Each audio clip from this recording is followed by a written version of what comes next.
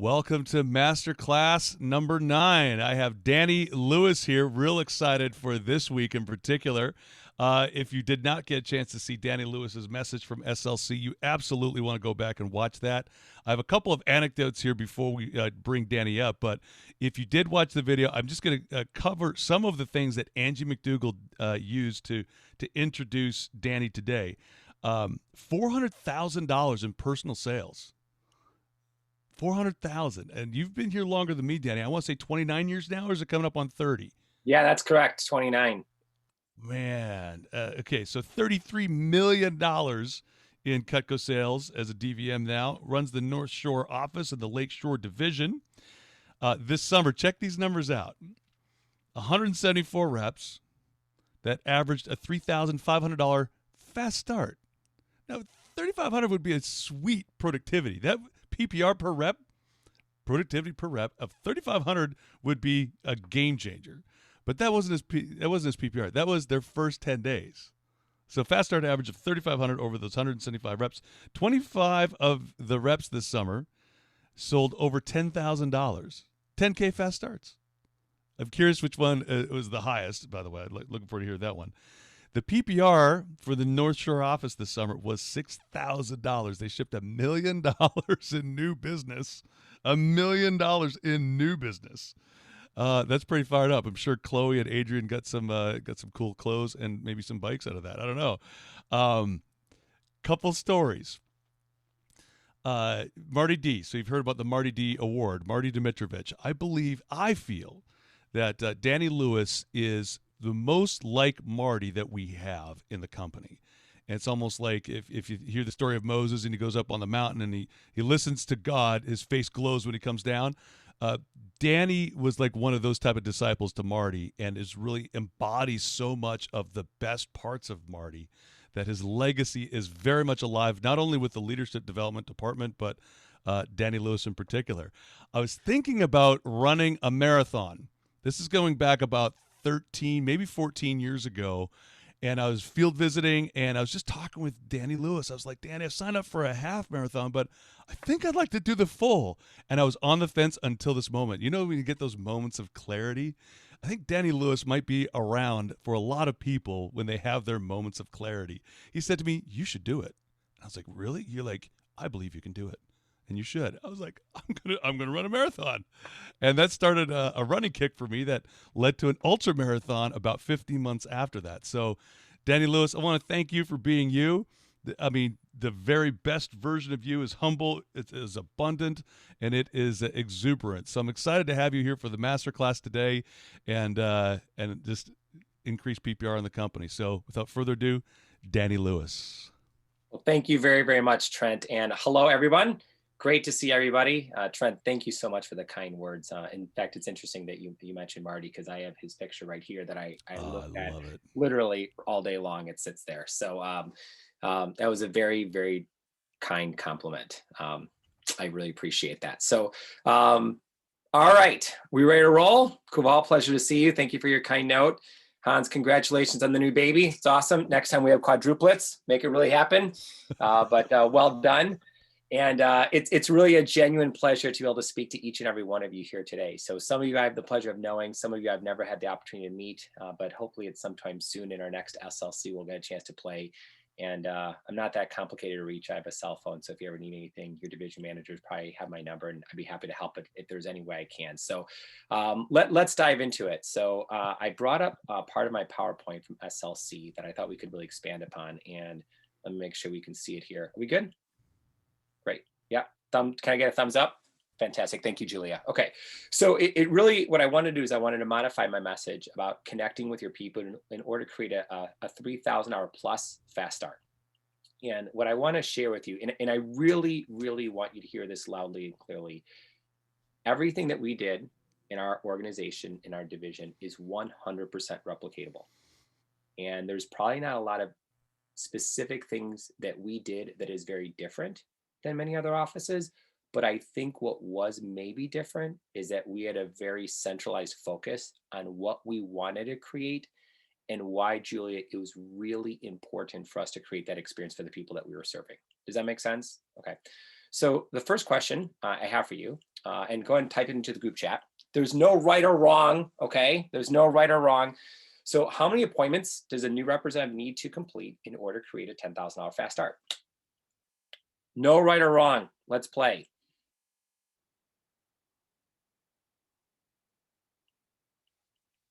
All right. And as those answers are coming in, what I will share with you is that I have seen, I have personally seen somebody in our office, 2018, have, I think, 17 appointments his first 3 days, and a $10,000 first weekend. Now that was astounding to me in a very positive way. I've also seen people this summer do 40 appointments. I've seen people do it in 5 days. I've seen people do 40 to 50. I've seen, I think one of our top representatives, Kaylee Cooperman, her average order size, Brian could correct me, right around 200. And I think she did 55 appointments in her first 10 days, 48 orders, and just like 10,002, right? Or 10,020 or something of that nature. What I will share with you based on experience, it was really interesting. One of the comments that Bruce made at SLC, and he was talking about the average fast start. I'm sorry, the average order size in the company. And I think he put up the number 329. And when he put up that number, I went, this is a great opportunity, because our average order in our office is nowhere close to that. I will say, unfortunately, it's about 280. I think, Brian, he worked with us as our sales manager this summer. Maybe it's 282, 283, but it's not that high. But what I think we're really good at is really helping representatives get a lot of orders. Okay. So, in my experience, typically speaking, if somebody does 40 to 50 appointments, maybe if they have a lower average order size 60, the odds of them having a 10K fast start are pretty good. Okay. And then the next question is, how many names and numbers does a representative need to have in order to complete 40 to 60 appointments? So go ahead and put those answers, please, in the group chat. So how many names and numbers does somebody need in order to complete 40 to 60 appointments? Because I think once you have some clarity on these two things, then everything else becomes really simple. Okay. Right. So if you said, hey, they need 60 names and numbers. Well, okay, well, let's help them do that. And let's work from there. Okay. So, the concept I want you to really think of is what we focus on expands, right? So what we focus on expands. And I think one of the reasons why we've been able to create a better fast start each and every year is that we really focus on the importance of that. Okay. So you heard me mention at SLC that one of my objectives, really simply, I'm going to stop sharing for a minute. One of my objectives in our office, Brian, is to help every representative who leaves training, Danielle. We want them to hit their first promotion in their first, I'm going to call it 72 hours. Okay. So whether you launch on Friday or you launch on Saturday, I think, Kuval, it's really, really simple and really, really important that they hit their first promotion in their first 3 days. So the way I look at that, Josh, is that whenever the weekend is done, in other words, by Monday night at midnight, Parker, I want them to hit $1,000, because once they've hit $1,000, I think, Katie, there's a lot of legitimacy in the program, right? Mom and dad are like, wow, you made $100, so to speak, in your first weekend. I think that really helps. Does that make sense? Do you guys understand that? Okay. Now, the second concept that I think is really appropriate, especially now, Hans, as we approach our winter break program, is the following. How can we help everyone hit at least 2 promotions in their first 10 days? Okay. How can we help everyone hit 2 promotions in their first 10 days? And what I know historically was true in our company, that it was historically accurate that most representatives in our company sold more in their first 3 days than in day 4 through 10. Okay, I understand that that is a true concept historically. What I would encourage you is to be open-minded that that should not be the case. Okay, we have 3 days compared to 7 days, right? I think it makes a lot more sense, Brandon, for representatives to sell a lot more in 7 than a lot more in the first 3, right? Do you guys understand? Are you agree with me? Like, that doesn't sound wacky, right? I mean, that's pretty simple. And then the second part about that is that as representatives get better at the position, right? As they get better at the position, they should gain confidence, experience, and skill level, okay? Right? Confidence, experience, and skill level. So Jesse, those last 3-4 days should really be explosive. Okay. And Kevin, what I will share with you with tremendous confidence is I really believe, and I have seen it live, that representatives can double, triple, quadruple, or quintuple where they're at in those last 3 to 4 days. Okay, so if you're launching on Friday, you have Friday, Saturday, Sunday, Monday. Okay, most people in your offices would probably need 3 orders to hit 1,000. Is that pretty accurate by a show of hands? Okay, yeah. In our office, we need 4 at least because our average order size is smaller. So that's okay. So what that means, Brooke, is I'm like, okay, so how does somebody do 4, 5, 6, or 7 appointments by Monday at midnight? Okay. And then if I want them to have a $3,000 plus fast start, I know based on average order size for us, it's probably 12 to 14 appointments or 12 to 14 orders, which probably equates to about 20 appointments. So Brandon, what I try and help our representatives do, depending on what their schedule is, like, hey, let's see if we can help you do 20 appointments in your first 10 days. Now, Jared, that's obviously going to depend based on the time of year, right? But I'm talking now specifically like, hey, how can we help prepare you for your winter break internships with the month of December and January, where you can really start to implement this when representatives have more free time?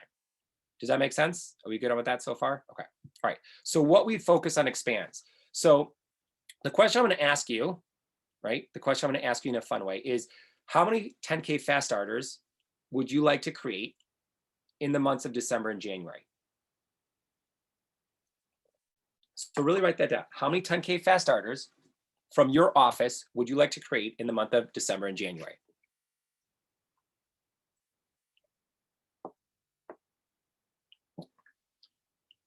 The second question would be, how many 10K fast starters are you genuinely committed to creating in your first 10 days, right? So how many 10K fast starters are you genuinely committed to creating in your first 10 days? And there's no right or wrong, okay? There's no right or wrong, but I think this is an important question, okay? So as we go back to this, right? This is why I say I think it's really important to have clarity of what you really want. So for me, I'm not saying, John, this is going to work well for you, but for me, it's really simple for me to focus on what we want to create in the fast start when I have a clear vision of what we want to create in our office and our division. So the question that I would ask as a DM is this simple question: how many branch managers and district managers do you want to promote here in 2021? And then Julia, how many branch managers and district managers do you want to promote in 2022? Okay. And I think that's a really relevant question. So go ahead and jot that down. How many branch managers do you want to promote in 2021? And then how many branch and district managers do you want to promote in 2022? And the reason why that's really important, right, is that we have seen, I think the Southwest region was the first region to really do this expansive study where they found that there was a direct correlation between the number of assistant managers you had in your office to the number of assistant managers and to the number of new business sales in your office in correlation to the number of assistant managers you had in your office. Okay. So I'll give you a really simple example. Okay. So let's say your objective for next year is to do $500,000 in new business sales. And you know you want to work with 200 sales representatives at a minimum throughout the year. Well, the question I would ask you is, what do you want your teacher, right, your manager, your teacher to student ratio to be? In other words, how many people do you think each assistant manager in your organization can effectively help you oversee? Now, I don't know what that number is for you, okay? But what we have found in our organization, when we have about a 10-to-1 student to teacher ratio for active representatives, we can do a pretty great job, I think, overall in helping them get some good results. What we did find, and if you look back at our new business sales this summer, and Trent, I really do appreciate the compliment. What was interesting though, is that we reached a nice peak and then we essentially had the exact same new business sales for 6 consecutive weeks. Now, it wasn't by any means a negative number, and we had never experienced anything like that before. But as we were going through this, I was very cognizant of the fact that we felt as an organization that we were, I would say, overwhelmed / flooded, and our assistant managers lacked the resources to be able to serve people in the level that we want, which is one of the reasons why we're going after more assistant managers and going to recruit more assistant managers for our winter break program to see if there's some truth to this. So if you want to promote a branch manager, right, and they have 2 assistant managers, and you want to promote a district manager and they have 5, and you want 7 assistant managers for your office, well, that would mean that you would need at that point 13 assistant managers for your organization. So I think the number of the staffing should be really aligned with your core values. So things I think we do really well is on a very consistent basis as we talk about promoting that number in your stump speech, in your interviews, in your training seminar, your meetings, and your PCs. And so what I mean by that specifically, John, let's say John's in an Apex interview this afternoon. I'm like, hey guys, by the way, my name is Danny Lewis. I introduced myself briefly. I go, just to kind of share with you what we're building here. Our office is very, very proud that out of the 350 or so district offices nationwide, we're doing really well. I know it's only November 17th, okay, but currently we're the #1 office in new business sales for the year. And one thing that's really important is that in order for us, Brad, to grow in the way that we want, we're going to need more managers and more assistant managers and more positions of leadership. So as an organization, we're looking to promote 20 people over our winter break program. And then we're looking to promote an additional 20 people, literally, Julia, over our summer break program. So what that means is that we have some people who are going to be working with us over winter break just for a couple of weeks to make some income and experience. But then we also have some people really looking for a way, hey, could I find a position of leadership for the summer? So if any of you are interested in a position long-term, that's something when we speak one-on-one at the end, you should really let me know, because in our organization, there's a tremendous amount of opportunity for growth and expansion. And I'm really looking for individuals who want to grow both personally and professionally. Do you see how that works? So it starts there. Yep, Trent, is that a I have a question here for you. Some people are picking up one of your strategies, apparent strategies of using names appropriately is as you're communicating. I'd love to put a pin and come back to go which you're in. I'm sort of to apologize for interrupting you here, but no, perfect. This is something that's it's blowing up in the chat, and I think all of us are noticing. Let me start with this. Is this something that you would do in person before? Yes. So you've been using names for a long time.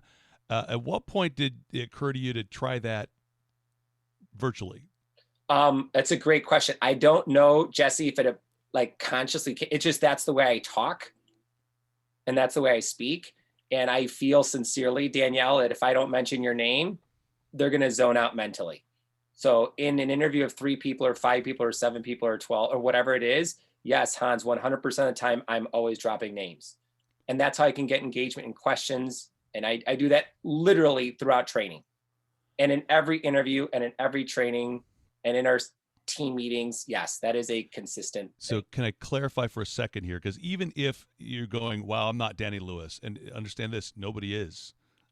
I mean, even Danny Lewis might not be Danny Lewis the way that we're seeing him right now. You know what I'm saying? We're always better. We always look better from the podium. But the point being that Danny might naturally do this. This might be something that he naturally does. We can learn this, but it would be important in my mind to learn it right. Because there is a version of this, Jeremy, where this could be weird. That was an example of inappropriately using somebody's name, right? So, David, that would be weird. It sounds like I'm accusing him, right? So the way Danny's doing it is it feels conversational, right, Taylor? He's not even asking a tie-down question like I just did there. Brian knows what I'm talking about. What it does, though, it pulls you, the speaker, the presenter, in, though, and makes it much more conversational. Danny, can you speak a little bit more to that conversational tone and how you decide to use the names? Yeah, it's really easy. In training, we ask a lot of questions, right? So it's really easy to engage them. So for example, I said, hey, Mitch, I'm not sure what your schedule is this weekend, but typically speaking, here's what we find. For representatives who do 7 to 10 appointments, Mitch, it's really easy for them to hit your first promotion and earn that. Mitch, if you want to hit 2 promotions in your first 10 days, then it's really simple. The number is pretty easy. You need to do and pace for about 20 appointments. Rob, if you want to hit 3 promotions in your first 10 days, and when we spoke earlier, you were talking to me about how you had a really open schedule. Well, then if you want to hit 3 promotions and earn 6,000 in sales, typically speaking, you have to do about 30 appointments. And then Kevin, I know you and I spoke before training today. And you're like, I really want to go crazy and go 10K. I'm like, all right, my friend, 40 to 50 appointments is a bottom line minimum. So what happens is when I talk to people in the interview, I start to get to know them. Mm-hmm. And, this is what I say to in our interview. I go, hey, what I'm really looking for is I'm looking for kind, nice, friendly, happy people who genuinely, Brandon, want to grow personally and professionally. I'm looking for individuals who I am genuinely interested in working with and mentoring, and people who I am going to be inspired to wake up and work with every single morning. So when I post at the end of my interviews, our interviews, sorry, when I post at the end of the interview, I'm meeting with them. I'm like, hey, why do you feel like this is a position that would work well for you? And no kidding, I have my notebooks here and I'm writing notes and I'm literally writing this down. And so I would say from a strategic standpoint, I have a competitive advantage because when I don't know, so to speak, okay, Lexi, I've never felt that I have control whether or not they're going to show to training. Okay. But what I have always felt with a tremendous amount of certainty, Josh, is if they choose to show to training, once they're in day one of training, they are launching, they're going to sell a tremendous amount of Cutco. They're going to have an incredible experience. They're going to win the President's Cup letter. And who knows, branch, district, division manager. So that's my outcome, right? Because who am I to play the role of decide whether or not someone's going to be great at this job, right? And I probably think of myself that way because, from a mathematical standpoint, Zach, I was the underdog, right? Who looks at a kid who comes out on a bicycle, who can't put a shirt and tie when he was 18 years of age and go, that guy is going to be a division manager. Oh, yeah, I'm ready to roll. Did you I don't tie it think that's, once and then no. lift it over the head? Is that what you did at the time? It was a mess. There was, Yeah. I had like 4 or 5 ties literally that I would hang over the hanger and I would put them on and read. Yeah, because I didn't know how to do it. Sure. Christina Wild has caught this. You're not using the possessive article my, but our. Is this an intentional choice on your part there, Danny? Yes, It's not Jerry. I, my, it's ours. It's our office, our team, our reps, our office, our system managers. The only time it's mine is when I made a boo-boo, right? Or I made a mistake, then it's my fault and I need to fess up to it. Okay. Jerry Addison always said that. And for those of you who never met Jerry, Jerry was the person who actually mentored Marty, and Jerry started selling Cutco Hamza in 1951, and he worked with Cutco for 61 years. So many of Jerry Addison's sayings have become cliche in the company. Things like, it works so well, I stopped doing it. That's Jerry Addison, by the way. So there are things you might say in your local office that Jerry started. I'll put it that way. So, Danny, you're saying specifically Jerry was one of your early mentors. He was talking a lot about, hey, it's us. We're not using mine. I'm the leader. It's we, the team. Is there a little more to that philosophy that if somebody wanted to implement this, and as you're thinking about this, I know we normally have disclaimers like, hey, no changed programs without talking to your DVM. I think we can all agree we can start using people's names right away, yeah? Does everybody feel good with that one? I think we could switch from my to our immediately. I don't think you need permission on that one. So, Danny, thoughts? Yeah, so 2 things. One, with the usage of the names, what I think is really simple is that if you're going to ask somebody a question, I think it's easier for you to use the name at the beginning of the question, right? So if I have a question for Jesse, I'm like, hey, Jesse, I have a question for you here, please.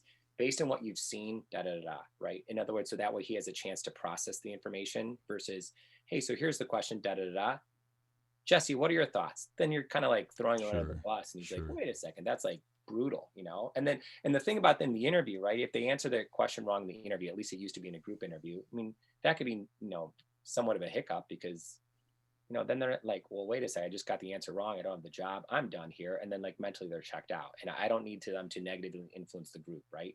Similar in training is I want them to feel empowered, right? Vector is supposed to be a mistake-making place. I like that phrase. So that's the first thing. And then as far as the philosophy of ours versus mine, it's just that I feel it's really important that our assistant managers feel very empowered. I will be the first to share with you that the reason why our office did very well this summer, respectfully, was not because it was the Danny Lewis show. It's because I had Brian Fitzgerald, who is a 4-time, veteran rep, AM branch, right? So I had him as the sales manager. We had Sam Posner, who was incredibly hungry to learn. And then we had 6 really nice human beings who genuinely cared about the mission, who wanted to work together. And it was a cohesive thing. It was not about me. It was the fact that we had an organizational mission. So for those of you who've like done some appreciative inquiry, you could talk to your division managers. There's a really simple exercise called a SOAR exercise, SOAR, strengths, opportunities, aspirations, and our results. And we do that at the beginning of like every major campaign or every single summer. We're like, hey, what is it that we're really all about? And I just think it's our assistant managers doing the work. Danny Lewis hasn't done a demo per se for quite a while. I'm not the one actually selling the Cutco, right? So it's our office, and I want them to understand, because it really, that's the truth though. I mean, that's how it works. We're not successful because of me. We're successful as a team because of we, right?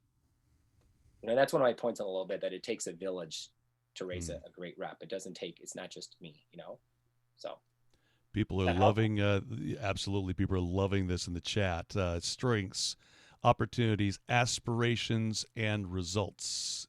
Yeah. Josh there got it there. Thanks, Kevin, for putting that down for everybody. Lexi says all of Danny's trainings and interviews, he uses names constantly. I've literally watched people perk up, look up from their phones, etc., as names are called. Danny, can I ask what inspires you to, what order? How do you know whose name you're going to call when? Oh, wow. That's an interesting question. I think it depends on the topic. Sure. So for example, if we're in value price awareness and they were, and I ask for engagement, where you can ask questions, hey, who here ever bought, like, I mean, I can get to that stuff later on, but in value price, the analogy I think I use, that it's really simple for most people to understand. By a show of hands, hey, a quick question, and I'll like to just role play this with you guys. All right, one of the things we're gonna do is we're gonna talk about value and prices. How many of you, by a show of hands, have ever woken up on like a typical Friday or Saturday and gone knife shopping? Anybody? Okay, how many of you like never really gone out knife shopping? Okay, so that's like most of you. Okay, cool. So then, Mitch, I'm gonna ask you questions, and you're gonna be like, okay, just like work with me. Okay, so how many of you have gone out and bought a pair of gym shoes before? Okay, great. Would you say, I mean, most people would say like a normal pair of gym shoes, you can always get gym shoes on sale, but a normal pair of gym shoes is like 50 to 100 bucks, right?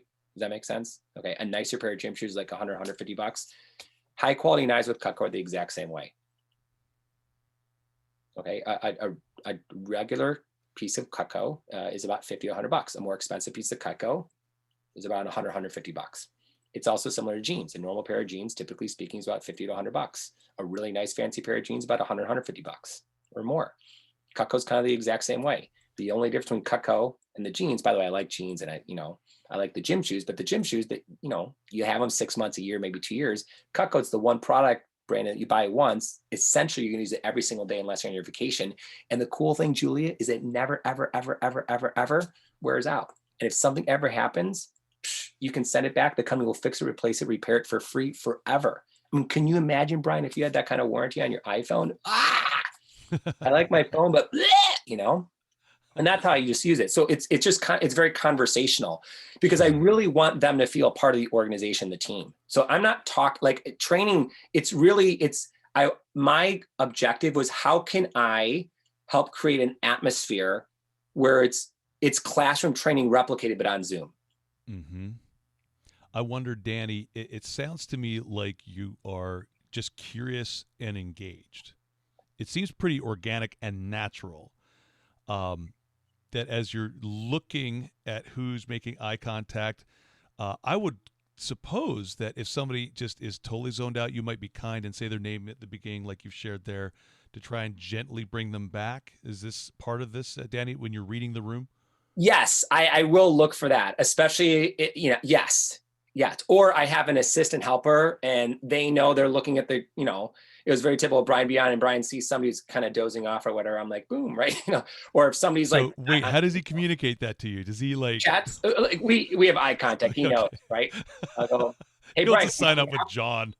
yeah, exactly. No, we don't need to ostracize anybody or make people feel uncomfortable. Right? I genuinely feel, Chris, most people are doing the best they can with what they have. That's my mindset. Maybe they had a rough, most people are trying to do the best they can with what they have. My job is to just help and expand upon the good stuff. Is there a way that you ensure you've said everybody's name, like Parker's? I mean, is Parker going to feel left out if we don't say his name today? I mean, great question. Unintended consequence? I don't know, man. No, but later on in training, we do have, the way we run training, we still have breakout rooms on Zoom, right, where they're role playing. So I get to bounce in the different breakout rooms, and then where I get a lot of engagement. So it's just time. It's just, how can we create time with them? Because that will create trust. And if they trust us, Mike Muriel, would typically say to me, the more you get to know somebody, the odds are really good, the more you're going to like them. Right. Right. And Have the more you you like met about them, the more you're going to care about them. The more you care about them, the harder you're going to work for them. And then you're going to make sure that they really thrive. Danny? Have you met Hamza before?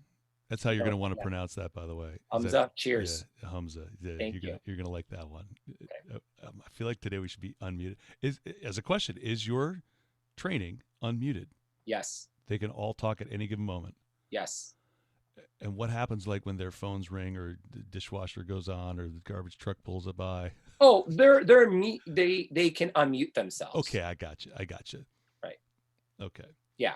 So yes, they have the ability to yes. Right. Okay. Yeah. No, it's like Sorry this. for the but super if they have a basic question. questions here because I'm not in the field like you guys are right now. Right. I might have different rules Right. as a coach, but this is outstanding, folks. Continue to put your questions, comments, thoughts in the chat there. We want to continue to interact with this. Danny, what I love about what you're presenting here is this is not something that we've ever had as a topic at SLC. It's one that you might assume everybody just does. People use names. People are abundant and generous with giving the credit, for example, but being very specific and accountable, personally accountable when taking blame, etc. But what a great, I guess, intro so far. First 34 minutes. Can you believe that? It's going strong. Yeah. Anything else that I'm not asking here that you're like, hey, this is also occurring to me? I think this is good. Yeah. I want to make sure I really go through the first 10 days. So I do too. So I'm going to free you up to do that. But this is such a huge, already massive nugget, Danny, that if we didn't catch it, it's already a huge win. But please, you've got expanded time. You go, brother. All right. Thank you so much. All right. So as far as the fast start, now you can see my screen again. I really believe that a $3,000 fast start average, it is a 14-day process, right? There's an interview. There might be some time. There's a training, whether it's a 2 or 3 day training seminar, and then there's a 10-day fast start. And the point that I really want you to absorb is that we as managers, we really need to be committed. That's a powerful word, but we really need to be committed for the duration of the entire fast start. And it really is a partnership, right? So when people say, wow, you guys had 25 10K fast starters, I go, yeah, but yes, but it was also the combination of all the assistant managers and the representatives and the field training culture, right? There was things that we did. It wasn't that, they go to training for 3 days and then they go off and ship 5, 10, 15,000. That was not the case. There was a massive amount of interaction with the team. Okay. So here's a simple thing that I hope you can take away. Focus on one 10K fast start person per seminar. That's it. If you start with one, that one person will help elevate the rest of the the training class. Okay. Start with one. And sometimes people have said, well, when do you know who is the one? I go, I don't typically know. What I do know is I find somebody who I'm really inspired to work with, who has a lot of names and numbers, who has some time and would really like to go after it. I see how those first 3 days go. And then by Monday, I'm like, all right, are you really in? Yes. And we can talk about that in a little bit. But then I'm like, all right. And then we partner. And it's not just partnering with Danny. It's really there's an assistant manager who's really heading up that individual person. That in our office, when somebody launches from training, each sales representative is assigned to a specific assistant manager captain. And that assistant manager captain is their direct supervisor for the rest of their Cutco career. Does that make sense? Which is one of the reasons why, Julia, it's really important to me that we have a lot of assistant managers. But one thing I'll say about that is that sometimes people think an assistant manager has to have X number in sales in order to be qualified. I don't know if that's necessarily the case. I'm not saying it is. I'm not saying it's not.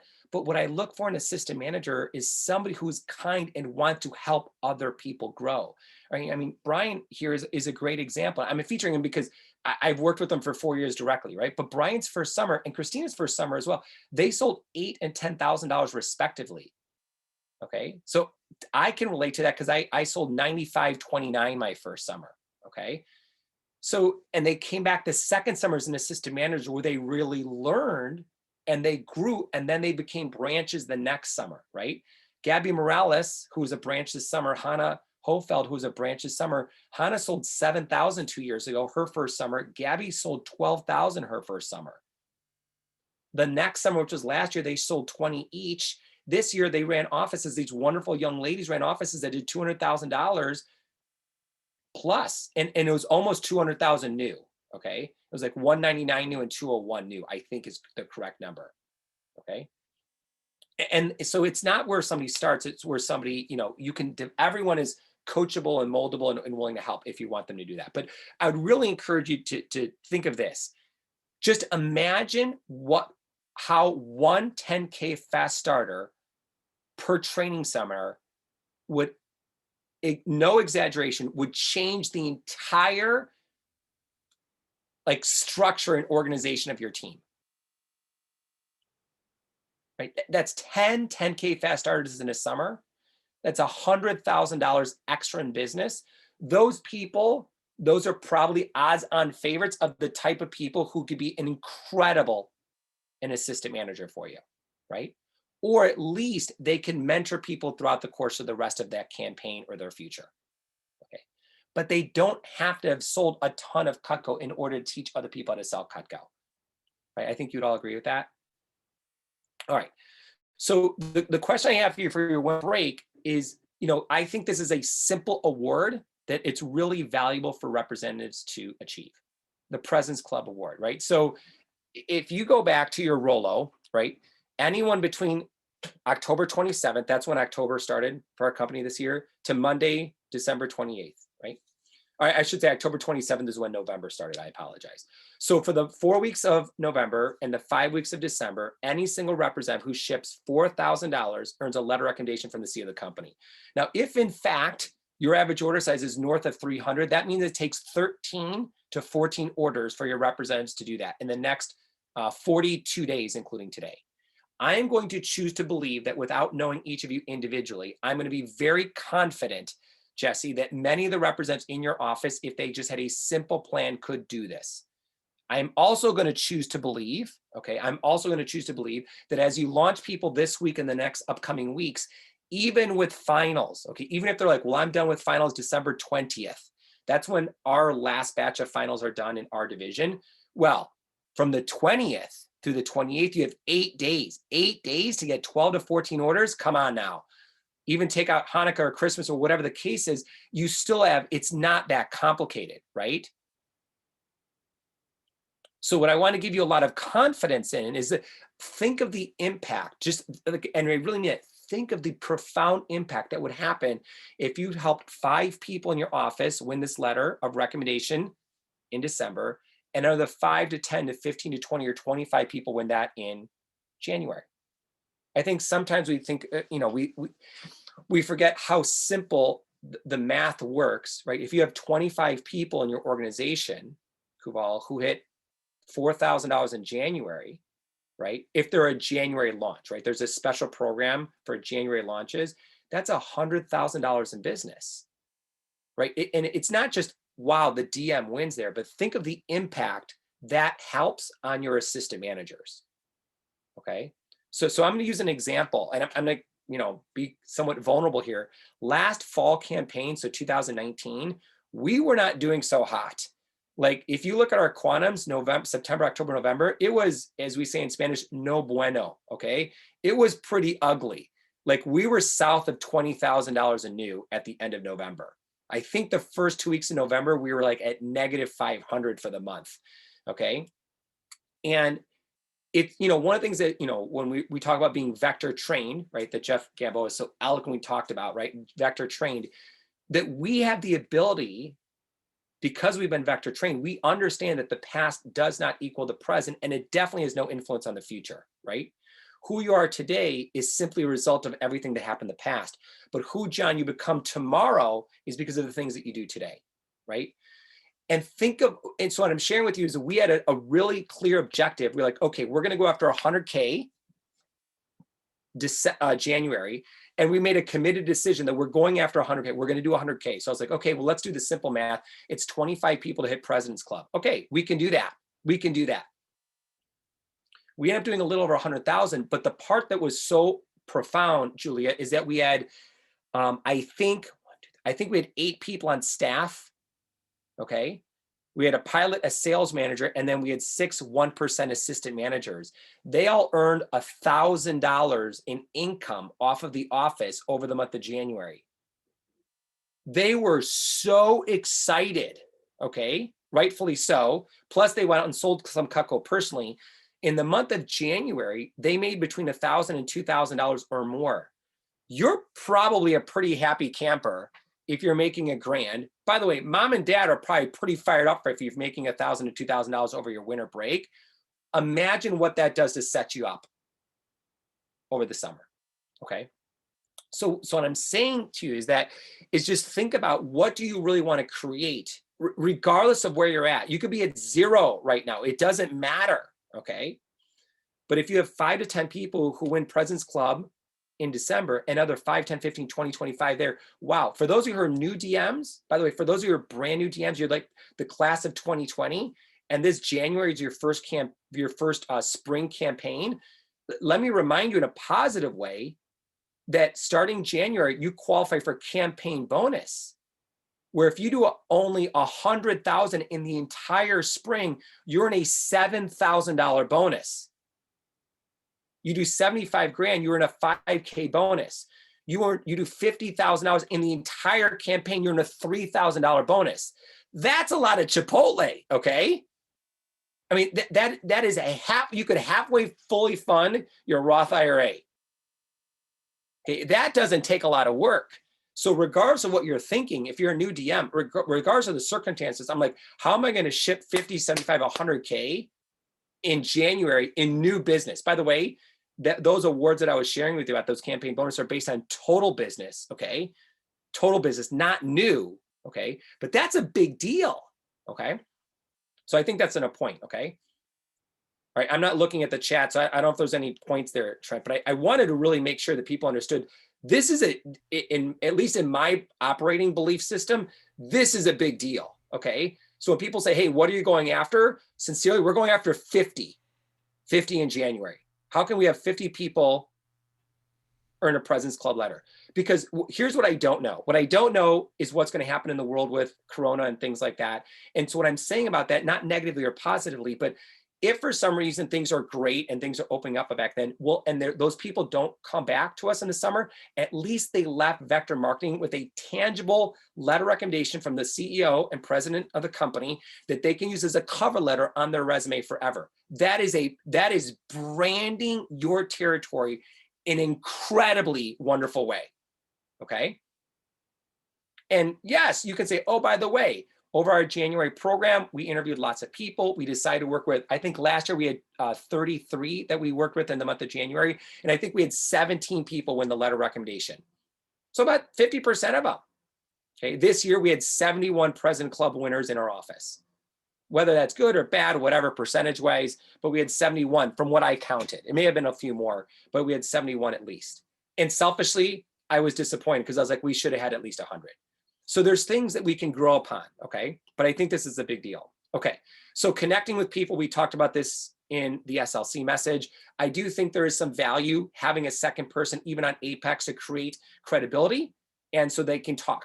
I think that's really important. Yes, if you watch my interviews, typically speaking, we have a second person in most of our interviews, okay? And that's really important. Yes, I talked about doing some research on Facebook and LinkedIn, just to say who I know and who that they know. And then the question I ask is, what are you really looking for in a summer position? Now the question is, hey, what are you really looking for in a job over winter break? And I ask that question so I understand how I can help them. Because if I know what they're looking for, if I know, as Brian talks about, what is their dream job, and I have clarity on that, I'm like, okay, these are the skills in Cutco that we can help you create that's going to help you get there further, faster. Okay. So what do we do in training? Stop bys in training, training PC, and increasing skill. So, all right, what are the reasons why I encourage people to work hard in the first 10 days? There's 4 big ones. One is they're going to increase their skill and confidence. I want individuals to learn how to get good at their new job. And the more time and energy they invest now, the more they can reap the rewards of that later on. Okay. I think that's important. I think there's significance to that. I want them to create momentum. And yes, selfishly, I want them to win as much Cutco as humanly possible. Okay. I take pride in helping our representatives win a ton of Cutco. And I said this in my message at SLC, and then Trent, I'll come up for air. I really believe that these wonderful people who are sales representatives are also our customers 10, 20, 30, 40, 50 years from now. And when they have a great experience and they win a bunch of Cutco, okay, multiple pieces of Cutco, right? What an amazing opportunity it is for them to win $200, $300, $400, $500, $1,000 worth of Cutco. Not only do they not have to purchase it later on the road, but think of what that, I mean, when they get married, they're getting a flatware, right? They're probably getting cookware. I mean, that's so many good things there. So I'll share a quick story. We had a young lady in an interview. I don't know if it was Friday night or whatever. And I looked up on Instagram and Facebook, and we had like 7 or 8 mutual friends on LinkedIn, and like 10 or so that we knew on Facebook. And I said, hey, Emma, do you mind if tell me a little about your experience with Cutco? What do you know? And here's what she said. And Brooke, when she said this, I was like, thank you. She said, well, I'm the youngest of 3 girls. My older sister, Carly, worked, I don't know what year it was, but she worked. And I remember she won some trip over winter break, and she became an assistant manager, and she won some dinner thing. So sure enough, I looked her up, started in 2013 with former district manager Ben Skemper, and $10,000 fast start, won a January trip, was an assistant manager in 2013. Her sister helped the North Shore office in 2013 win the Silver Cup district office champion, right? And I was like, and I don't think I ever met her sister, but I knew the story because I heard of it. And talk about coming forward. She's like, I told my parents I was run interview with Cutco. They were so excited for me. I love your product. I've used it for a long time. My sister had the best time. I remember cutting the penny, like doing, and I was like, sold. And I was like, so what are you doing for the next 4 years of your life? Okay, you're like, can we like sign you up right here now?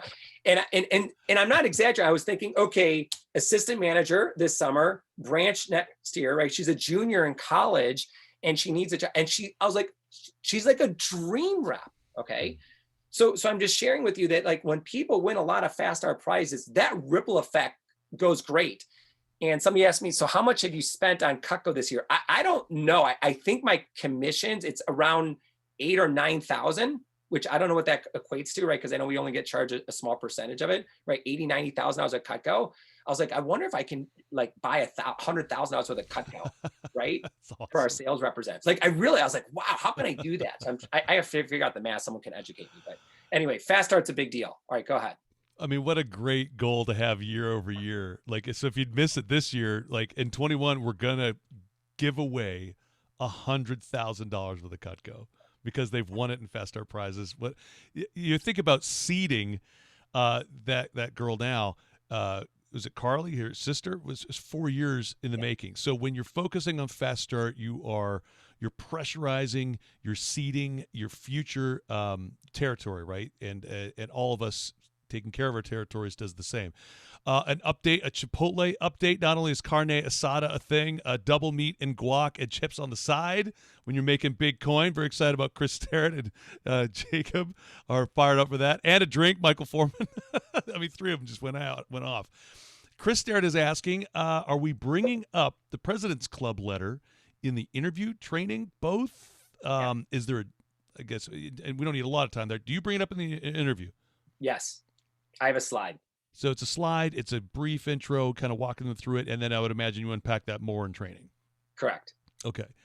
And Brandon says, and he's one of our most dedicated core followers here at Masterclass. Brandon says, I really like how Danny Lewis is focusing on President's Club letter and using that to increase performance. How about it? It's just a different way of looking at the business. By the way, I do want to point out, folks, if you were on last week with Micah Bromwitz, also big business this past summer, but a very different philosophy, right? Very different set of philosophies. It was almost like the AMs. It's like next up. And if you didn't catch it, Danny, he was basically putting them on notice in 3 weeks. If they weren't shipping On a personal level, they were out, and he just brought the next one in. It sounds like you've got a little bit more of the velvet hammer, if it's a hammer, in your organization. A little more people oriented, Danny. Correct. Yes, I would say that's an accurate statement. That's fun. By the way, I did load Danny Lewis's PowerPoint from SLC into the handout folder, and I will make sure that that is in there after this event here as well. So, and Danny, anything you send me, I'll go ahead and post Sure. in that handouts folder. Yeah, this was made by Lexi Mitchell. Props to her. She took my PowerPoint that, I'm not super savvy on that, and she did her magic touch and she improved it. So this is one of the slides. So this is one of the last things I talk about in our interview: advancement opportunities to grow, and then the President's Club letter. And I talk about what that is and why that's important to me. And then I just wrap it up with, this is our team. And then I present our stump speech. So that's it. So thank you, Lexi Mitchell, for doing that. Okay. All right. So let me share the training PC. Okay. So in between day 1 and day 2 of training, and I sincerely believe I know some people are running 3-day training, some people are running 2-day training. That's not the issue. But the idea is to help set your representatives up for massive success. And what we've learned this year is I think there's some real value into meeting with your representatives, your trainees live one-on-one. Okay, so what we do, can you see this now, Trent? Is this good, right? Okay, so when we meet with them one-on-one, it's really simple. Typically, it's about 20 to 30 minutes, which again is one of the reasons why the way we run the business, it's really important for us to have a lot of assistant managers, because I don't have in my schedule the time to meet with everybody in the training class. Historically, like typically speaking, I meet with a very small percentage, like one. What I'm doing instead, and by the way, I'm not saying this is the right thing. It's just that someone needs to run interviews. Someone needs to run training PCs. I feel that I really enjoy running interviews, and I feel that our staff is fully equipped and they're empowered, that they can really work with individuals and help develop a relationship with them, and they can execute a really good fast start PC. Okay, so in training, these are the things we go through. It's just like, hey, Julie, do you have any questions from yesterday? Let's go over your assignments. And then there's like, let's be open and honest. So please share with me, how do you really feel about the job? And then, hey, if you don't mind me asking, how are mom and dad feeling? And I'm not digging for negative information, but I'm just like, hey, are they like encouraging? Are they kind of in the middle? Are they discouraging? Like, how do they actually feel? Well, they have some basic questions. Okay, great. Anything I can answer for you? I just want to kind of get it out there. And then we invite them to the next parent open house. Okay, so we invite them to the next parent open house. And then, hey, Julie, if you don't mind me asking, what is it that you really want to gain from the position? Like, what are the skills that you really want to develop that's going to be paramount for your future? And then we talk about that just for a few minutes. And then I'll say, let me just ask you, especially for like your winter break. And if there's no objective, that's fine. But is there an objective that you have over winter break? Like, is there a minimum amount of income that you kind of have to need or have to make, or otherwise like school's not an option? Is there a goal of what you really want? And whatever the answer is not important, but I want to know what is the answer so that I understand how to help them. So if somebody says to me, well, I would really love to earn $500 over winter break, I'm like, great. Our base pay in our division is $18. I'm like, well, if you do 30 appointments, 30 times 18, that's $540.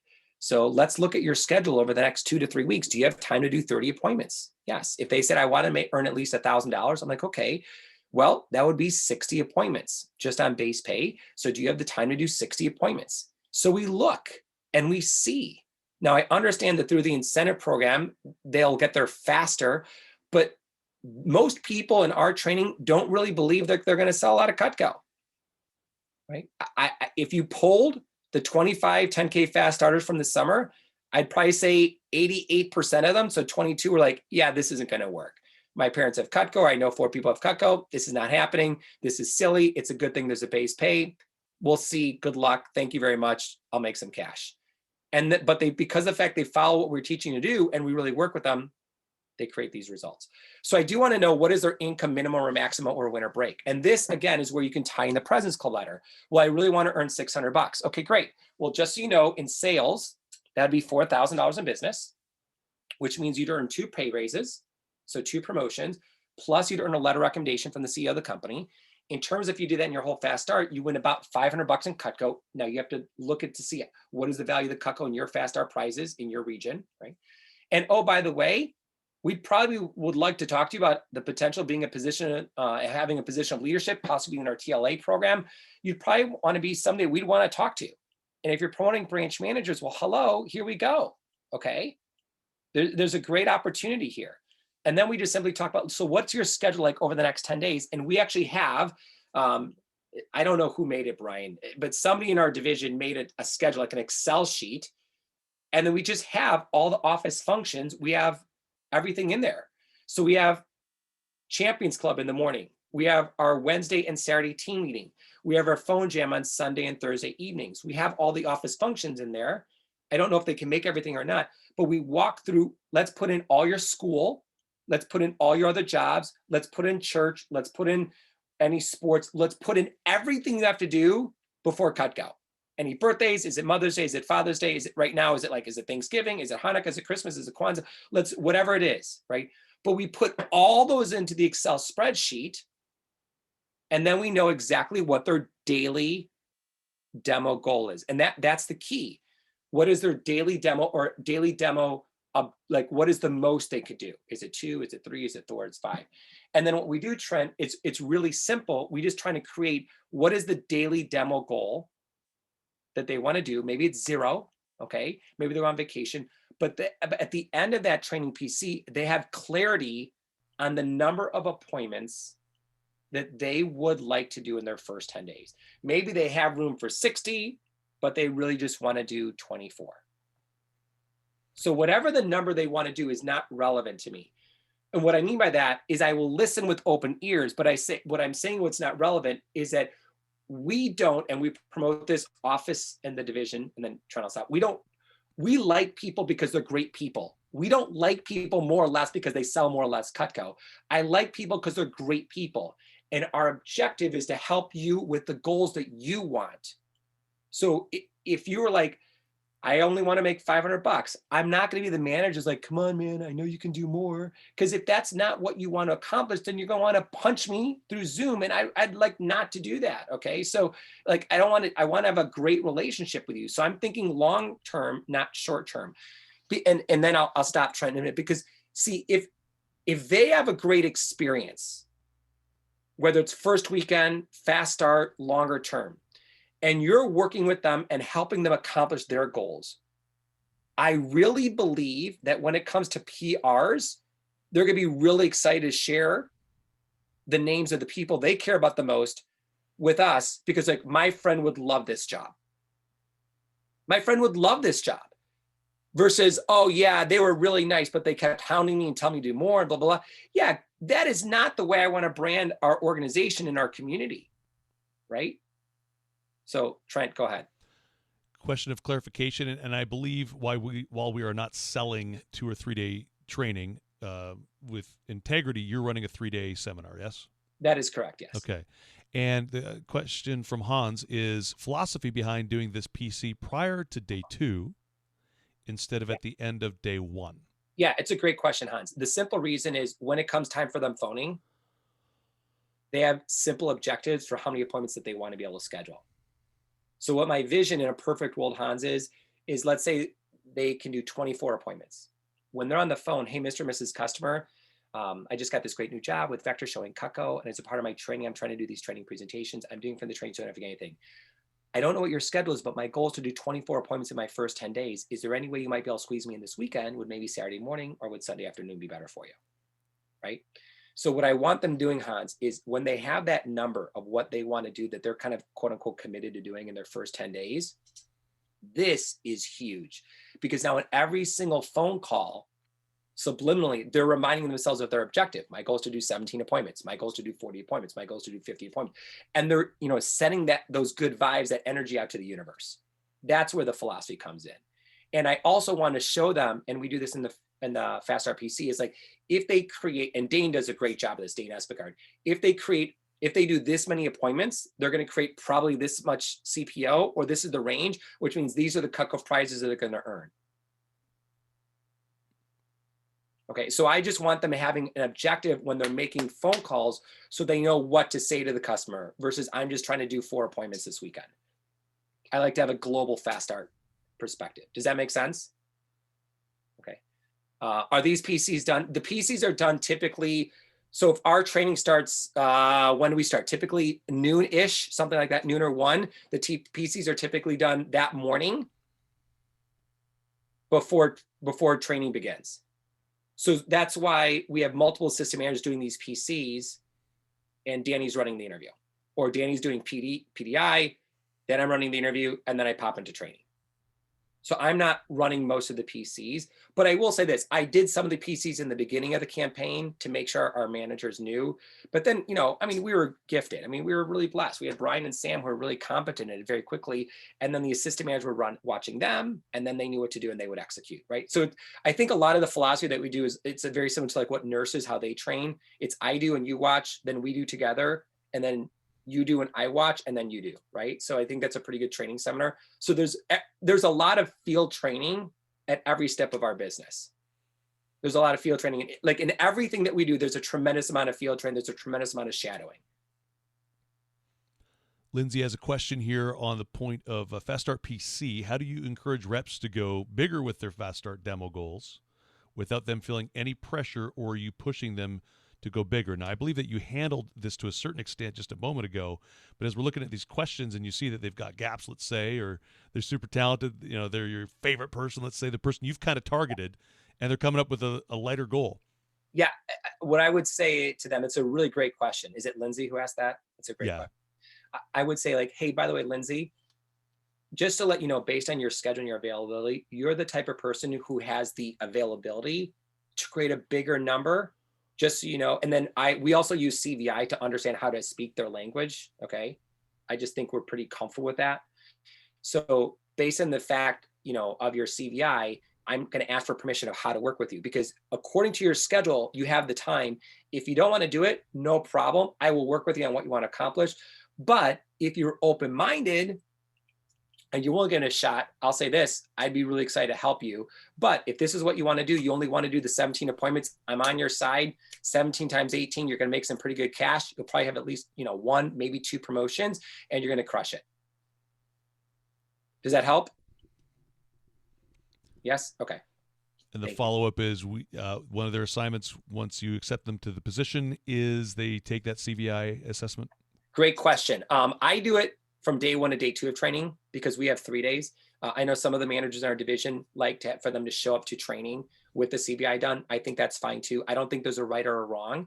I think it's whatever you do that works well and what you want to accomplish. And for those of you, this is new to you, CVI stands for Core Values Index. It's like a psychometric analysis tool like Myers-Briggs, etc. Danny, perhaps we can get a free link or whatever link you use out to everybody to do a free CVI, and we can get you more details on that. I see Brian typing right now. So I love it. There's 25 minutes remaining. And Brian, if you could drop that in the chat, that'd be so epic. Look at you, TaylorProtocolsInc.com. With 25 minutes remaining, we've probably got enough time-ish to get through the rest of your slides. What do you think, Danny? Yeah, let's go. Yeah. All right. So, one other thing that people ask me, is there any other assignments that you do before training? The assignment I do is I have them go to, I'm not saying this is right or wrong. It's an alignment with building product conviction for us. So I ask them to go to Cutco.com, and I show them this at the end of the Apex Center. They go to Cutco.com at the very bottom where it says product videos, and I send them the link, and I ask them to watch all the videos, which I think when you add it up is about 54 minutes before training actually starts. Now, if training starts tomorrow, I'm like, I know they can't watch all the videos, but I want them to understand Cutco. I want them to I want them to understand like the product is really good, and that, especially if their parents don't know a lot about Cutco, I want them to like learn about Cutco. So, okay. So that's the training PC, and there we go. Okay. So, and then the last part of that is, are you open-minded to attending Champions Club in your first 10 days? And they ask, well, what is they've heard what Champions Club is, but it's kind of like this is my pitch why Champions Club is valuable. We do Champions Club in the morning, Monday through Friday, so it's daily. We have a specific topic that we do each of the days in the Fast Start. Traditionally, Mondays is like list, right? Mondays is like list. I'm looking for a head nod. Mondays, we teach like list. Tuesday is dropping down and building your average order. Wednesday, we typically teach recommendations on Wednesday. Phoning is on Thursday. And then Friday, we teach gifts and accessories, more cookware and flatware to help them get a better second weekend. Okay. And then the Fast RPC, the big thing in the Fast RPC is it does not have to be on a specific day. We just call it the day 4 PC because I think that's like most people understand what that means. But the big objective of the Fast RPC, A, is to understand how they're doing and like emotionally, how are they doing? And then I want to know, how am I doing in terms of working with them? Like, do they like the way my coaching style is? Are they like ready to punch me? Like how do they actually feel about our team? And I think that's important. So the question that we ask them is, hey, how am I doing working with you? And we let them know in the beginning, hey, we're going to ask you a lot of questions in the first several days. We want to genuinely know, how are we working with you? Like, am I being too hands-on? Am I not giving you enough? Like, how am I coaching you? What do you like? What don't you like? So we understand how to work together. So this is definitely a partnership. The questions like, hey, what are you enjoying? Is there anything that you're struggling with? Okay. Walk them through the daily demo objectives through Web PDI. I think that's great. I think I learned this for the first time from Drew Frank. Who are your next best 5, 10, 15, 20 customers? Let's really target those individuals. Let's review all the events in their calendar. Make sure, and then we review the Fast Start prizes. Here's what you've earned so far. Hey, by the way, John, which color do you think you're going to choose? Classic Pearl, maybe the red. What do you think you'd want? Why is that? Oh, cool. Okay, what's the prize you're really fired up about? Okay, and let's talk about that, right? And then this is, Lindsay, part of your questions. Hey, do I have permission to kind of work with you and help you get to the next level? Are you open-minded to that, right? Okay, and some people are and some people aren't, but it doesn't hurt to ask, right? You can always ask what you really want. But the objective here is like, let's just see how they're doing. And then after those first 3 days, now we can really create leverage for the second half of their Fast Start, okay? I really believe the second half of the Fast Start, you can double, triple, quadruple what they did those first 3 days. Okay, this weekend, this summer, I think we had about a $1,500 Fast Start pop and then $1,900 what's called like a Monday to Monday. I'm pretty confident that those were our numbers, and just under $3,500. Okay, which means in our organization with our average order size, that means most people were doing about 20 appointments. That means most people had about 12 to 14 orders, which means most people were doing about 1 to 2 demos a day. That's what most people were doing. Okay, so let's just be very clear. It is very normal for a lot of our representatives to work 5 or 6 days of the Fast Start. That means they do 4 appointments a day for 5 days. That's 20 appointments, and that's how you can get them to that 3K. The day 8 Fast Start, okay? So I think what happens is, if you look at a representative's like launch cycle, right? If they launch on Friday, that weekend, Saturday, Sunday, Monday, it's there's a lot of engagement. They're checking and talking to us on every appointment that they're doing. We're seeing how they're doing. There's a lot of interaction. We don't let people go 0 for 2. Okay, we do have a rule, Trent, in our organization that if you ever go 0 for 2, you stop. You do not do demo number 3 until you've spoken to a manager live. That's not text talk. And I say, hey, by the way, John, just you're not going to get in trouble. No one's going to get fired. No one's going to yell at you. It's just that the rule in our organization is you don't do demo number 3 if you had 2 demos in a row with a no sale. And then we're going to call you, we're going to talk to you, we're going to listen, we're going to help you improve. That's it. So we're here to help and encourage you, not to yell and scream at you, okay? And that's really important. But we don't do, is everyone clear on that? Yes, we do not do demo number 3 if we went 0 for 2. And most people go 0 for 2. It's no big deal. It happens to everybody. Even the mighty Sam Paulsner went 0 for 2 this summer. And we, it's great because you're human too, right? But nobody does demo number 3 if you do 0 for 2. So that's like prevent defense, right? Okay. And then we can kind of re-engage them, right? But the big thing so if they go through, right, the first 3 days of training, then they go to advanced training, they go through the first 3 days of the Fast Start, and then they go through advanced training, and then they have that day 4 PC, and then depending on what your office schedule is or your division schedule, they'll go to like a Wednesday or Thursday team meeting. They have that Thursday phone jam, but then we need something to give them some confidence and trigger those last 3 days, okay? So what I will share with you are specific stories. So there's a young man, Ashwin, in our office, bright kid, University of Michigan. Ashwin was at 4,000 in CPO after day 8. Max Silbar was his direct supervisor. Max Silbar, really great young man, 27,000 last summer, 28,000 this summer as an assistant manager. And Max did not have a huge average order size for summer. Now it's a lot better. Max looked at Ashwin and said, hey, Ashwin, you can hit 10K. I had nothing to do with this conversation. I didn't even know the conversation happened. They planned out the last 2 days. Ashwin had 16 orders, 6 on day 9, 10 on day 10. Max, the 19-year-old Max, helped him get to $10,000 in 10 days. Okay. Things like that happen. We had another great story. One of our students, Joey DeVee, this great young man. He's going to be a nurse. He's in the CNA program. And Joey, I don't remember how much he sold his first weekend, but he was struggling a little bit day 7 to 8. And Sophia Eggman, who, by the way, sold 10,000 or so her first summer and is now about 20,000 in sales, was to Joey, you can do this. Let me help you. Had a huge last day, like over $3,000, and do that. It is very normal for us to see people at the $4,000 and $5,000 mark on day 7 to day 8 and go, okay, let's talk about the last 3 days. So how do we do that? Well, this is what we do. We just go all out. We go Cutco nutso. There's, so to speak, no rules. If that second weekend is a Saturday and Sunday, Jerry Otteson had this quote, SOSOS. 7 on Saturday or Sunday. SOSOS. 7 on Saturday or Sunday, right? And how can you help your representatives do 7 appointments? So on a Saturday, we have a team meeting that goes from 9 to 11. They do 11:30, 1:30, 3:30, 5:30, 7:30, 9:30, and then a bonus, right? But they can do those things. We traditionally do appointments 2 hours apart. But those things are possible. You can also do a late night demo with people on the West Coast, right? Or in Hawaii, right? I'm always asking that question. Hey, who do you happen to know in Hawaii? Nobody. Well, can we ask who you know people in Hawaii? Because that's 4 hours, behind us, right?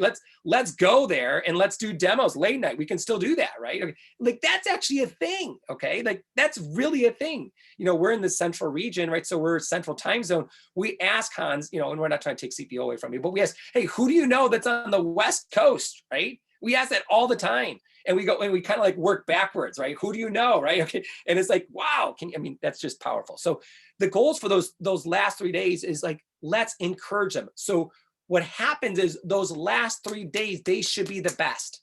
Their skill level is the highest. They have the most confidence. They actually are now believing that people are investing in Cutco versus hoping, right? There's a big difference between belief and certainty versus hope. And they have evidence. So why not go all out? Hey, let's go all out. And then on day 11, you have a hot date with your pillow. Okay. You can sleep 24 hours. Do that. Okay. But first you have to order your Cutco prizes. Okay. And then we'll have a day 11 PC. But let's talk about this. Can we do, and we really work with them to do this.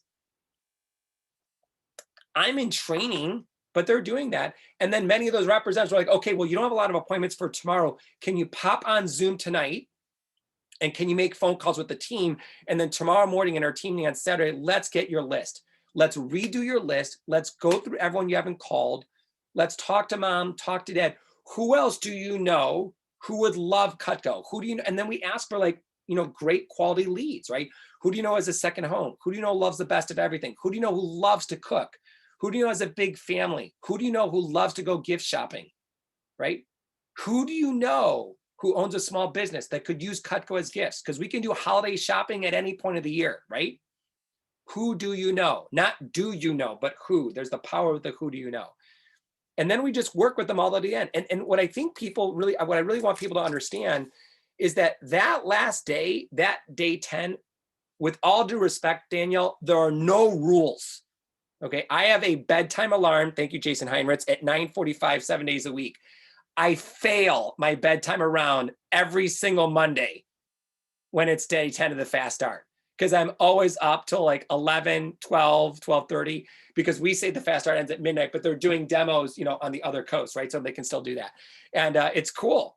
And there's so many people who are at 6, 7, 7,500, and they can have 10 orders, Joelle, on day 10. That is not that complicated. They can get lots of little orders.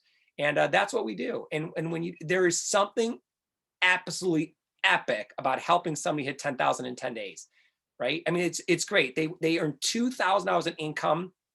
They earn 4 promotions. They automatically get a letter of recommendation from one of the CEOs of the company. Oh, by the way, they win $1,000 in Cutco. And then in our region, we get to take them out to a, what do you call it? Like a bougie dinner. Is that what the word is, right? Or a lit dinner. It's awesome, right? Now, we didn't go to dinner this year because of COVID. So we're figuring out how that's all going to work, right? So I have 25 people on call. Like, when are we going to dinner? I'm like, I don't know, but we're going to figure something out over winter break. It's going to be socially distanced, like through your own Zoom at home. Like, we're going to figure something out. But the point is, you can do this, okay? And I'm gonna, I'll stop talking in a moment with this thought, is that what you focus on grows and expands. And the past, Katie, has nothing to do with the present or the future. So it doesn't matter how many 10K fast starters you've had in the past, because for most of us, it's simply a reflection, a result, a reflection of what we believe to be true, and we never focused on it. But when we focus on what is possible, the world and universe is going to expand. And it is so awesome helping people have a 10K fast start. They will remember that experience sincerely for the rest of their life. And anybody can do it. It doesn't matter who you know, where you live, what town you're from, what your connections are. It's all simple math. As silly as it may sound, most people know a lot of people who eat. Hey, most people could afford $200 worth of Cutco. Hey, $200 worth of Cutco. Here's my pitch. 3 payments, $70 a month. You're looking at basically $2 a day. $400 worth of Cutco split up into 5 payments with tax, right? You're talking $450, maybe $500. It's around $90 to $100 a month. That's $3 a day, right? If you're going to buy the world's finest of anything, it costs typically a lot of cash. The greatest kitchen cutlery that will be around forever cost $1 to $3 a day. Most people can afford that. And the greatest part about Cutco is not just that it lasts forever, and it's not just that it's American made by these incredible people and only in New York, but it actually saves customers, Doug, $5 to $10 at the grocery store every single week when you buy things like cheese and pineapples and things you can do. And that's what I love about Cutco. So in a pandemic, when we care about our people, and because, Brian, we care about our people so much, we are really inspired to do a lot of appointments. Because whether or not somebody wants to get Cutco is great, but if they choose to invest in it, Christina, they now have a product they're going to use every single day for the rest of their life. It'll never wear out. It'll never go out of style. And if anything ever happens, they can fix it, correct it, replace it for free forever.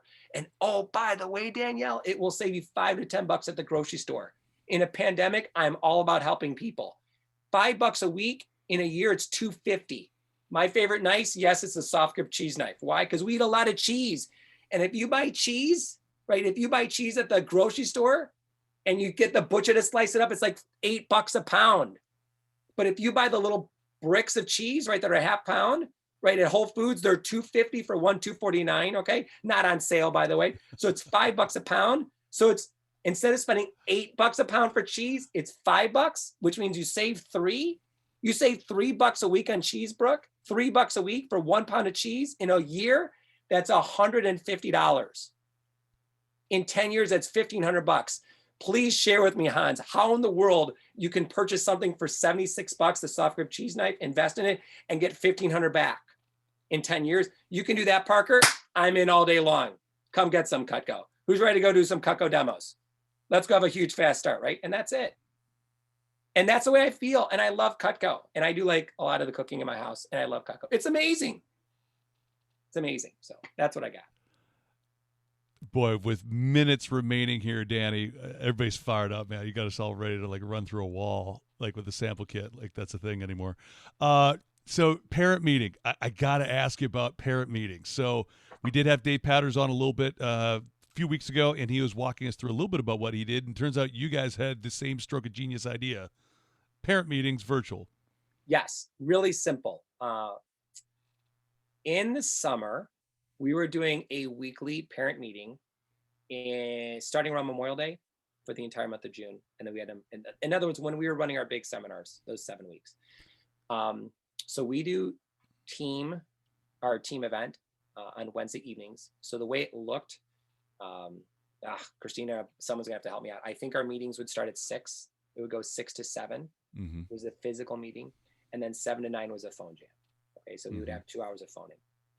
At 8 o'clock, while everyone was on Zoom, we were doing it, at that time we were using a lot of Q because Vector Impact didn't exist at the time yet. Sure. But it's awesome that it does now. And we would have parents join us at 8 o'clock, and it'd be roughly about an hour. So a parent meeting, it's really this simple. It's a simple interview, meaning I take our interview slides, I build rapport. Let me tell you about myself. My name is Danny Lewis, and it doesn't matter how long you've been with the company. They just want to know who you are. They want to see who is the wonderful person, right? I think that was the quote that I asked at SLC. Do the parents of your team, do they know how wonderful you really are? I think that's a really simple way to look at it. And we've all done tons of demos with moms and dads, right? It's the same thing as a parent meeting. Okay, you're gonna be a professional at this. But the first thing is you build rapport, tell them a little about yourself, your background and what you do. I tell them a little about Cutco. So what do I want them to know about Cutco? I want them to know it's been around since 1949, American made, high quality, guaranteed forever. I explain to them our team. So I walk them through our team. Like, let me explain our staff. When I walk through our staff, I will typically have a couple of the members of our staff there. So a couple of our assistant managers. And the questions are the same questions. It's the same questions as when you're introducing somebody, Josh, to training.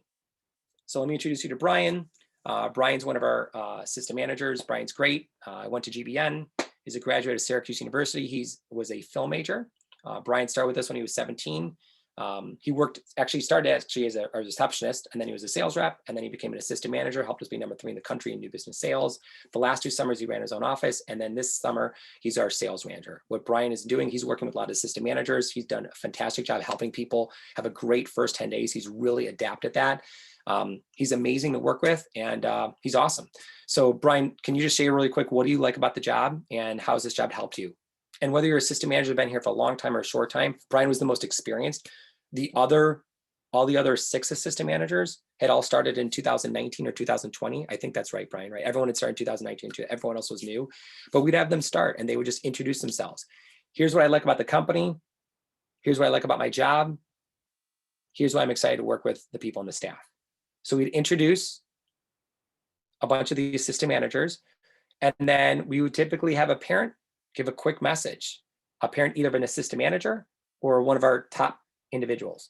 And what would they say? Just 5 minutes. Hey, do you mind? And it's the same thing. Can you just share, Mr. Booth, can you just share, from a parent perspective, what you've seen in terms of your daughter, what, why are you a fan of the company? What is the growth or whatever? And they just talk. I let them know a little, like, hey, what do you think you want to say? So I kind of like understand. So, peculiar things don't come out, right? So, but I'm not trying to set them up. I really want them to have a free open speech to talk. And then I walk through our training. So why we have 3 full days of training. Because I feel, not that I have to justify it, I just want them to explain. And then I explain, here's how the pay works, right? And I explain, here's our office calendar. So this is what PDI is. This is why we do PDI. This is what a PC is. This is why we do a weekly PC with your students. This is why we have a team meeting on Wednesday and a second team meeting on Saturday. The reason why we have 2 events is we have a lot of people in our territory who are not able to make it to both. So we have a Wednesday meeting. So for people who want to take the weekend off, we have a Saturday meeting because some people can't make a Wednesday. So I'd rather have safety in numbers.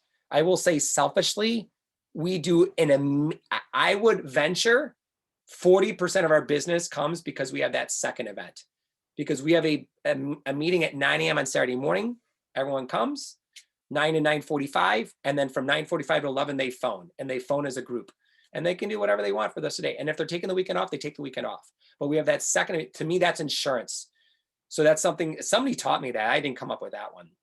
And in fact, barely anything that I've learned, I came up with it. I learned from other people.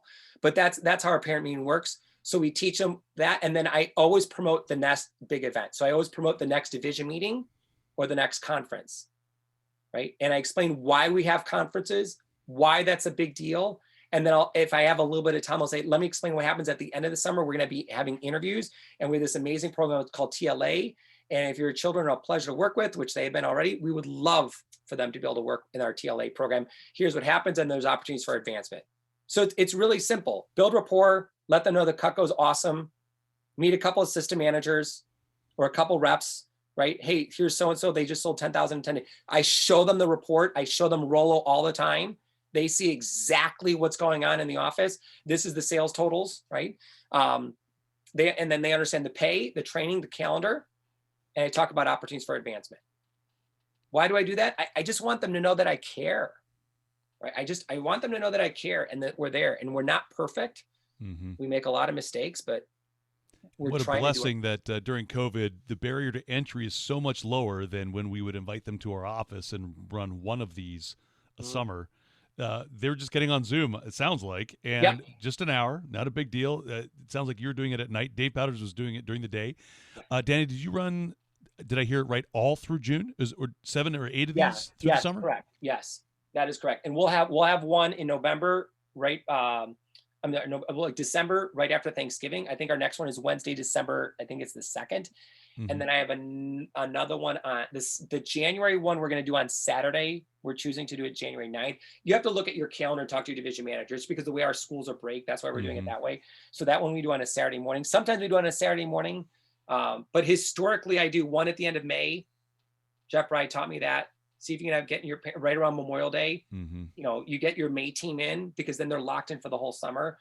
Yeah. And then, I just felt like, with COVID, I was like, look, I can go monitor a phone jam, which our assistant manager are fully capable of doing, or I can talk to parents. And some, by the way, we did it divisionally. So sometimes, sometimes people are like, how many parents came on? I don't know, between 10 and 30, something like that. Mm-hmm. But then we had a big one at the end of May. We had a big one at the end of June. We had a big one at the end of July. How many are on those? Oh, it's like divisionally, like 100 Wow. reps and parents, and game over there. Yeah. I mean, that's lights out. And you're carrying most of that. This is not something that your districts are having to sort out and figure out on their own. Yeah, They could do it now. They've seen you do it 8 times, but Yes, it's Okay. not that complicated. But I Sounds think great. the biggest thing is you just want to have a conversation. So in the same way we do, we do demos with customers. It's just you want them to, Jerry Otteson said, right? People don't care how much you know until they know how much you care. So there's a lot of energy around Hans's question here for follow-up. Do you do the Saturday morning meeting non-summer as well, or is that just summer schedule? The follow-up is, are you doing parent meetings? You just answered that one, non-summer. Sounds like it's monthly.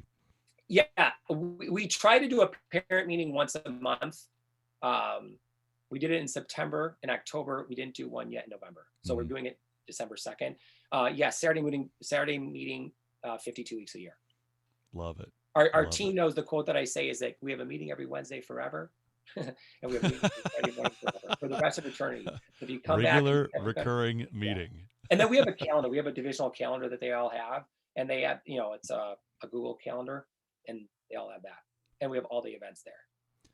Well, Danny, I don't think anybody here that knows you is surprised at the success that you're experiencing this year, that you've found ways to connect despite the fact it's a virtual world.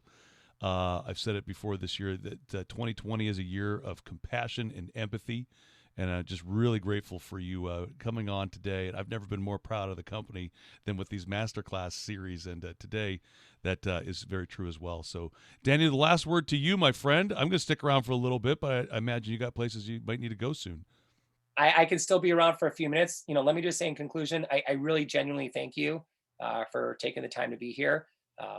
I wish we could meet all live, but I think this is a great solution. Tread, I think this is an incredible invention that you guys have come up with.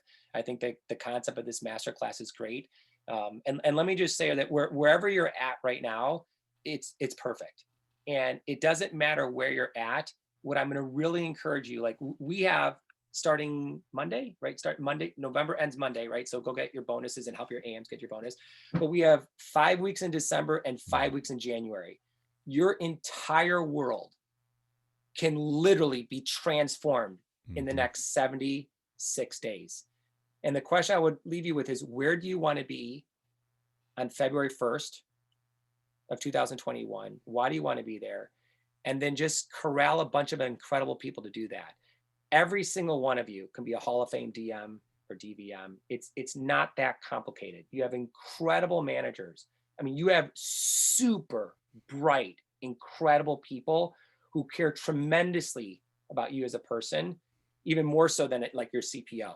And we have an incredible company, and I'm very grateful for this incredible organization. I was a really awful manager my first 28 months in the central region. Statistically, I think this is true. I was the dead last DM for 28 consecutive months in a row.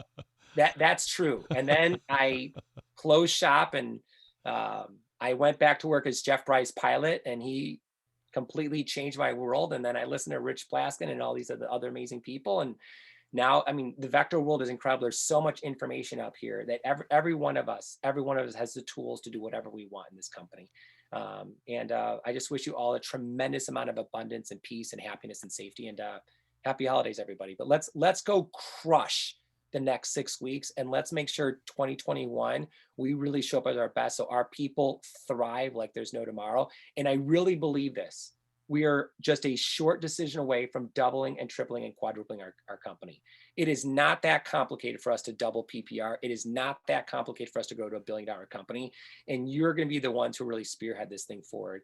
And we're so thrilled to have you here. So Trent, thanks so much for having me here today. But I can stay on for a few minutes. Ladies and gentlemen, Danny Lewis, give him some jazz hands, a round of applause. We thank you. Let's finish strong. There are 5 weeks, and this can set up your 2020. Thank you for sharing the very best of you, Danny Lewis. I think you've become the Rich Plaskin and Jeff Bry for many on this call today. So thank you again for just bringing an outstanding set of content here. I'll look forward to reviewing. The notes will be coming. The chat will be there with the recording, and the audio will be available by tomorrow, if not today, through your SBNs. Thanks again. This concludes Masterclass number 9 with Danny Lewis.